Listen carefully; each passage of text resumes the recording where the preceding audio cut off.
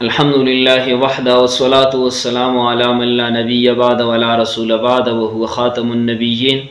اما بعد فاعوذ باللہ من الشیطان الرجیم بسم اللہ الرحمن الرحیم یا ایہا الذین آمنوا اتقوا اللہ وکونوا مع الصادقین صدق اللہ العظیم۔ انتہائی واجب القدر واجب الاحترام حضرات سامعین، آپ حضرات کے علم میں کہ استاد محترم نے ملتان کے لال کرتی والوں کو چیلنج دیا تھا، اور اس چیلنج کا موضوع یہ تھا کہ لال کرتی والے کہتے تھے کہ امین اکاڑوی رحمہ اللہ نے جو ابن کثیر رحمہ اللہ کے حوالے سے عبارت نقل کیے، اس عبارت کی وجہ سے امین اکاڑوی رحمہ اللہ زندیق ہے۔ اسی پر استاد محترم نے چیلنج دیا کہ محض عبارت کے نقل کرنے کی وجہ سے امین اکاڑوی رحمہ اللہ زندیق نہیں ہے۔ آج تک ناصبوں کی طرف سے کوئی جواب نہیں آیا اور قیامت تک نہیں آ سکتا، لیکن درمیان میں ایک مودودی ناصبی یزیدی عبد الرحمن ستی کے نام سے ایک آدمی آیا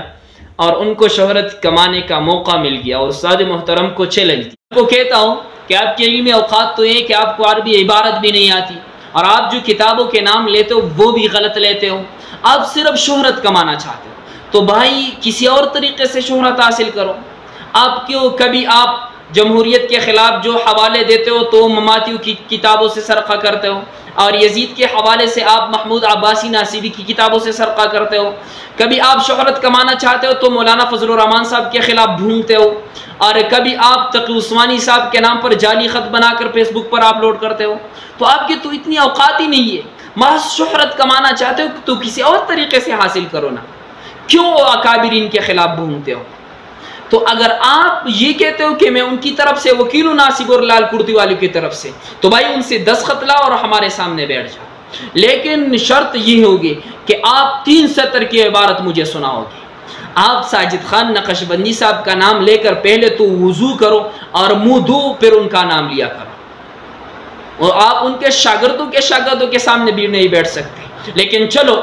میں نے آپ کا چیلنج قبول کیا، اسی موضوع پر آ جاؤ، میرے سامنے بیٹھ جاؤ، لیکن سب سے پہلے 3 سطر کا عبارت مجھے سناؤ گے بغیر اعراب والی کتاب سے، کیونکہ آپ جو پڑھتے ہو وہ بھی اعراب والی کتاب سے اور وہ بھی غلط پڑھتے ہو۔